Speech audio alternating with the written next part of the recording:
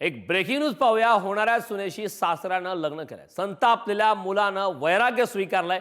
मुलाचं लग्न ठरल्यानंतर पित्यानं भावी सुनेला पळवून तिच्याशी प्रेमविवाह केलाय। एक आजब आणि खळबळजनक असा प्रकार नाशिकमधील सिडको परिसरात पाहायला मिळालाय।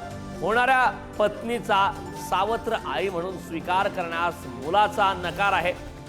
संतापलेल्या तरुणाचा संन्यास घेण्याचा निर्णय आहे। अतिशय खळबळजनक अशी ही घटना नाशिकमध्ये घडली। हा नेमका प्रकार काय ते आपण पाहूयात ग्राफिक्सच्या माध्यमातून। नाशिक सिडकोतील सर्वसामान्य कुटुंबातील घटनेनं खळबळ। मुलाच्या लग्नासाठी मुलगी पाहण्याचा झाला कार्यक्रम। सासऱ्याला मुलगी आवडली, तिच्यावर जडलं प्रेम। पत्नी नसल्यानं होणाऱ्या सुनेशी सासऱ्याचे प्रेम संबंध। एकीकडे मुलाच्या लग्नाची तारीख ठरली, दुसरीकडे सासऱ्यानं होणाऱ्या सुनेला सोबत घेऊन काढला पळ।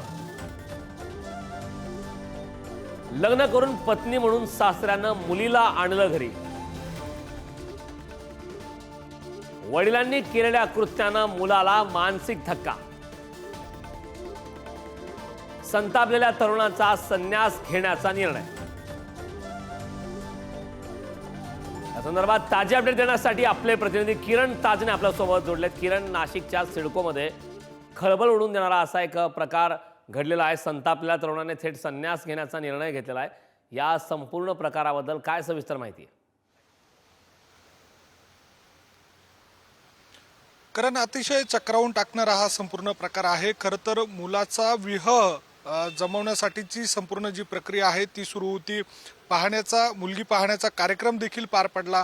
मात्र अशी सर्व परिस्थिती असताना थेट आपल्या वडिलांनीच यामध्ये जी आपल्या मुलाच्या साठीची जी मुलगी विवाह म्हणून करण्याची जी तयारी दर्शवलेली होती, त्या सगळ्या दरम्यान बापानंच आपली होणारी बायको पळवून नेली, तिच्यासोबत लग्न केलं। म्हणून ती होणारी बायकोच आपली सावत्र आई होण्याची वेळ ज्या मुलावर आली, त्यानं संताप व्यक्त करत वैराग्य स्वीकारण्याची या ठिकाणी तयारी दर्शवली। तो घराच्या बाहेर पडलाय।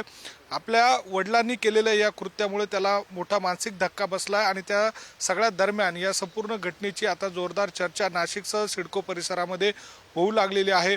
एकूणच जर बघितलं तर असे अनेक प्रकार आपण सोशल मीडियाच्या माध्यमातून वेगवेगळ्या ठिकाणी घडल्याचे आपण देखील बघितलेलं आहे।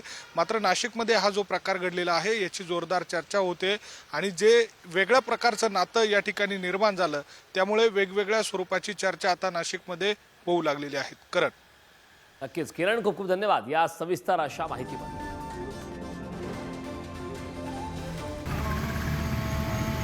जास्तीत जास्त आंबड पोलीस स्टेशन तयार व्हायले त्या दिवसापासून मी इथून घेऊन जा। तो शिक्षण किती झालंय? माझं शिक्षण 8वी पर्यंत झाले। तू काय काम करायचं आधी? वडिलांबरोबर सुतारी कामाला होतो। वडील कुठे गेले? वडील माझी स्वतःची बायको घेऊन जात नाही, सोडून दिलं मला। बरं बरं, म्हणजे वडील तुझ्या बायकोला घेऊन गेले? हा, बरं।